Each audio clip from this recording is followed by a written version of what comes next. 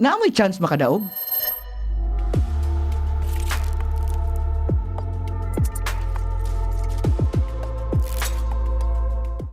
Mr. Philippines is looking for a brilliant gentleman that has eyes that see beyond, mind that leads, and heart that serves, empowering youth. I grab the chance nga ako ning sulayan. Having that confidence in your appearance, various of talents. To promote my advocacy as a man nga capable pa ta nga mas mo taas pa into national stage. It's my inner teenage dream yun nga maka-join the Lagi, no? pageant. Ang Mr. Philippines Legion is more about on yourself. Kita jud nga tawo limitless jud ta. Looks ba yun, no? Yes, sir, one of the factor yun, sir. I am not perfect and will never be. I stand strong with my values to be myself, not to be somebody else. Being selfless, on transparency. Goal-oriented. Every day is a learning process. an inspiration rather than a pressure. It is my dream. As an Iliganon, it is our pride. On top of that is our strong mental fortitude, With that, we will be able to grow. enjoying every bits of the experience. The values of brotherhood. Dili ram guna siya pa choice platform for influence jud ni siya. Very warm, very bright. I am enjoying the journey. Pagkaman bitaw sa pageant, ang mabilin bitaw niya ang yang band. Gentleman nga dili lang pagwapo-gwapo. Simply because to win. To gain networks, connections in the future. Intelligence comes handsomeness, magud. Beauty will fade. Right mongod sir, namong gud ya among depth of character sir. Ani nga journey, there's a lot of setbacks. Be resilient and be confident. Never be afraid of failure.